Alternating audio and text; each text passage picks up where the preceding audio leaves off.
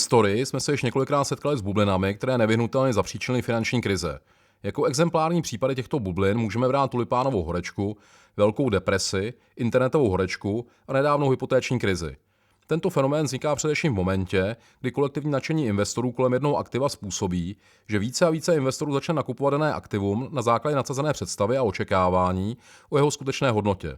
Ve všech zmíněných případech hodnota těchto aktiv rostla a rostla vysoko nad svou fundamentální hodnotu natolik, že investoři začali v určitý moment pochybovat o jejich hodnotě a to způsobilo panický prodej těchto aktiv.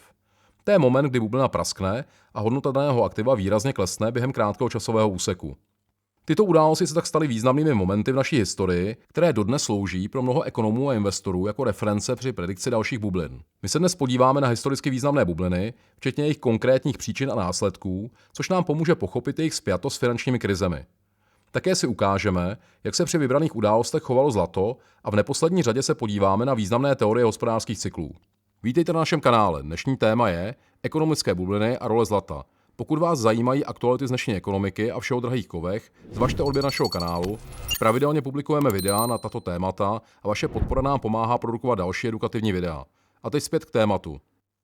V Holandsku 17. století jsme mohli být svědky jedné z prvních bublin v naší moderní historii. Amsterdam byl tehdy významným obchodním přístavem, kam se importovalo zboží ze všech koutů světa. Tulipán, který původně pocházel z centrální Asie, se zrovna touto dobou poprvé ocitl v Holandsku. Tehdy se v Amsterdamu taktéž rozšířil virus, který barevně zbarvoval určité tulipány a tímto způsobem přišel na svět nový druh tulipánu jménem místokrál. Vzhledem k tomu, že se jednalo o exotický druh a trvalo zhruba 3 roky, než rozkvete, obyvatelé Amsterdamu považovali tento druh tulipánu za velmi vzácný. Tudíž poptávka po tulipánu prudce rostla a s nimi jeho cena. To je moment, kdy započala tulipománie. Lidé už nenakupovali tulipány, aby je zasadili, ale aby je mohli přeprodat a vydělat na obchodu. To způsobilo vyšší poptávku než nabídku a díky nedostatku těchto tulipánů vznikla první forma opce, kde si lidé mezi sebou uzavřeli dohodu, že si například za 6 měsíců nakoupí x kusů tulipánů za určitou cenu. Jak šla cena dál nahoru, tak se lidé mezi sebou začali dokonce přeprodávat i tyto samotné kontrakty a to samozřejmě způsobilo ještě vyšší nárůst ceny. Ve výsledku se hodnota jednoho tulipánu rovnala hodnotě jednoho měšťanského domu v Amsterdamu. Dokonce v roce 1637 vyměnil jistý muž svůj pivovar v Utrechtu za 3 kusy vzácných cibulí. Na to začali být někteří obchodníci skeptičtí a místo, aby reinvestovali zpátky do tulipánů, začali panicky prodávat a efekt sněhové koule zapříčinil, že bublina praskla. Cena šla prudce dolů, jelikož všichni chtěli prodávat.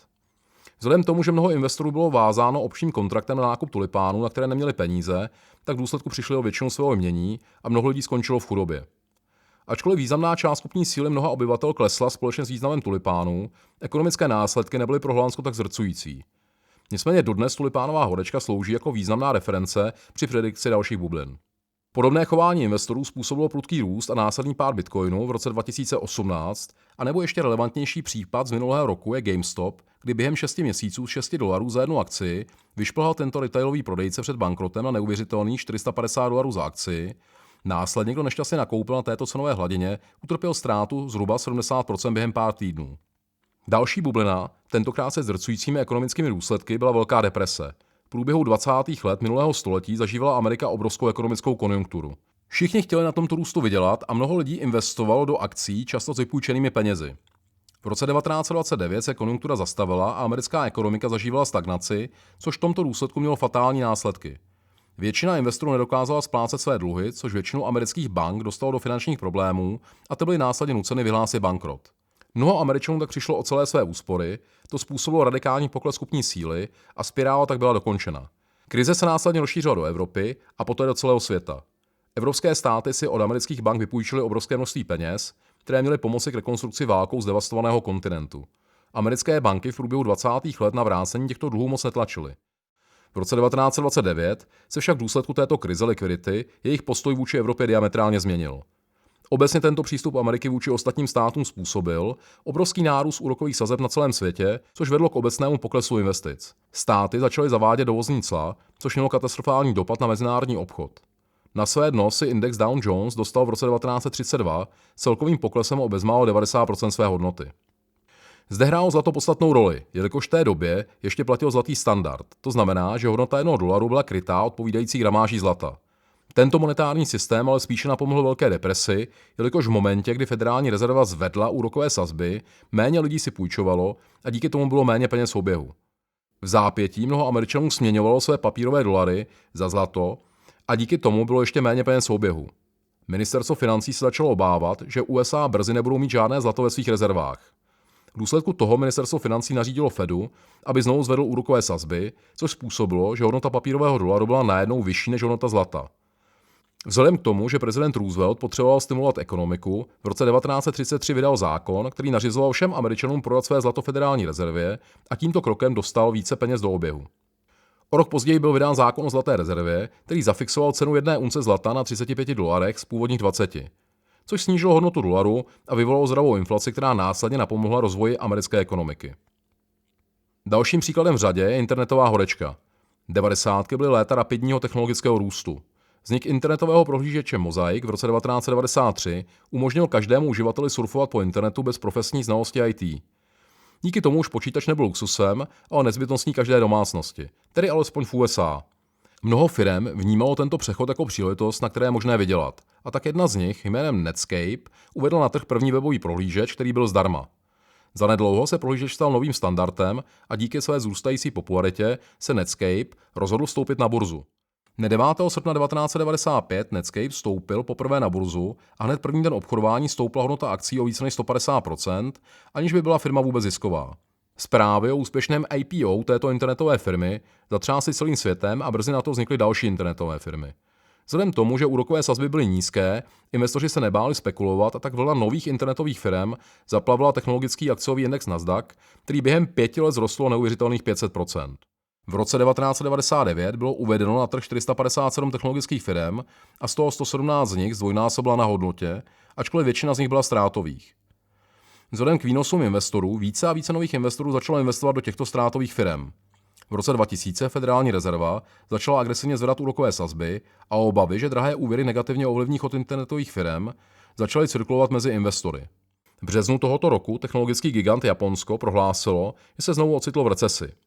V zápětí se všichni v USA začali obávat a následně i panicky prodávat. V důsledku během 7 měsíců Nasdaq utrpěl drastický propad 78% a celkově se investorům vygumovalo kolem 5 bilionů amerických dolarů.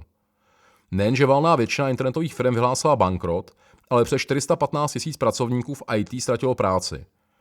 USA se tedy nevyhnutelně ocitly v recesi a Evropa brzy následovala za nimi. Pokud se podíváme, jak se tedy chovalo zlato vůči trhu, tak na červené křivce můžeme dobře vidět, že dokud investoři měli nasazenou víru v trh, zlato bylo spíše v ústraní, ale v momentě, kdy bublina praskla, tak je dobře vidět, kam investoři přelévali peníze. Podobné chování investorů jsme mohli vidět u již zmíněné velké deprese.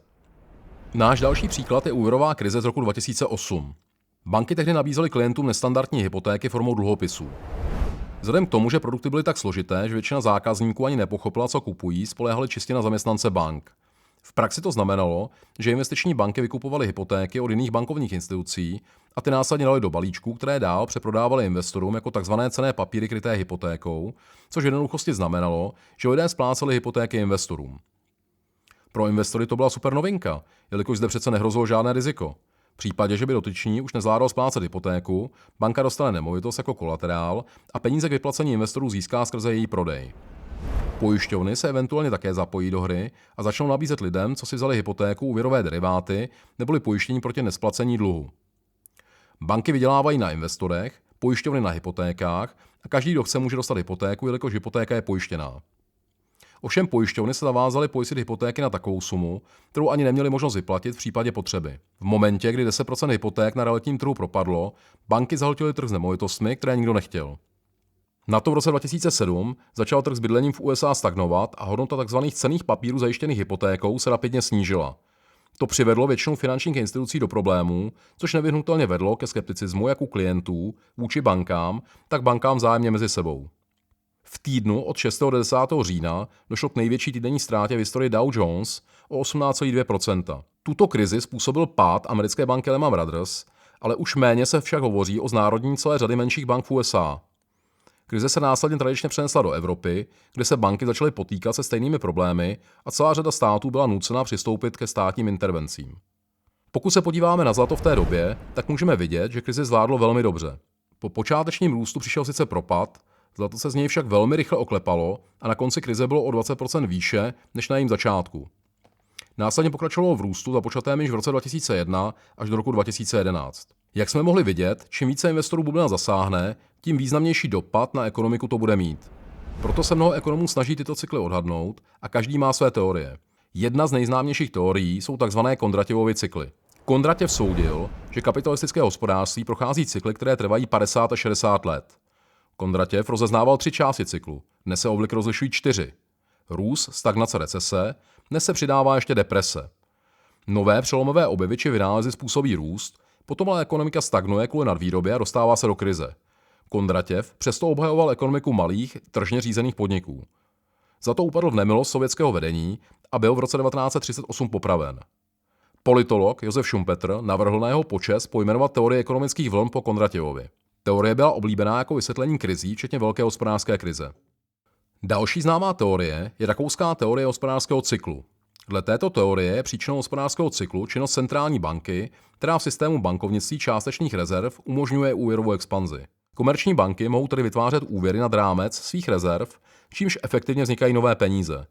Tyto peníze směřují do nových investic a ekonomika roste. Růst peněžní nabídky se ale následně projeví všeobecným růstem cen neboli inflací. Inflace způsobí, že projekty, které se jevily jako ziskové, se ve skutečnosti stanou ztrátovými a krachují. Nastává krize, která je očistnou fází hospodářského cyklu. Pokud byste si chtěli prohloubit znalosti o hospodářských cyklech, tak bych vám rozhodně doporučil knihu Peníze, banky a hospodářské krize od autora Jesus Huerta de Soto, který pečlivě popisuje příčiny a důsledky hospodářských krizí v dnešní ekonomice. Není pochyb, že předvídat bubliny je poměrně obtížné. I když se ekonomové shodnou na tom, že krize je nevyhnutelná, málo kdo už dokáže odhadnout, kdy nastane a v jakém měřítku. Nicméně jsou i výjimky, jako třeba americký investor Michael Burry, který efektivně predikoval realitní krizi a zmíněné cenné papíry kryté hypotékou zašortoval, což znamená, že sázal na pokles jejich hodnoty. Díky čemuž následně inkasoval profit 489%, což bylo nějakých $100 milionů pro něj a dalších $700 milionů pro jeho investory. Pokud by vás zajímalo, jak Michael Burry tehdy odhalil realitní krizi, doporučil bych vám slednout parádní film The Big Short, v češtině Sázka na nejistotu, který vyšel v roce 2015 a efektivně popisuje nekalé dění bankovních institucí těsně před krizí v roce 2007. Jinak toto byly zlaté novinky na téma ekonomické bubliny a role zlata. Pokud se vám video líbilo, zvažte odběr našeho kanálu a klikněte na zvoneček. Pravidelně publikujeme videa na témata z oblasti investic a světové ekonomiky, tak by byla škoda některá promeškat. Děkujeme za vaši pozornost a přejeme mnoho investičních úspěchů. Příště naslyšenou.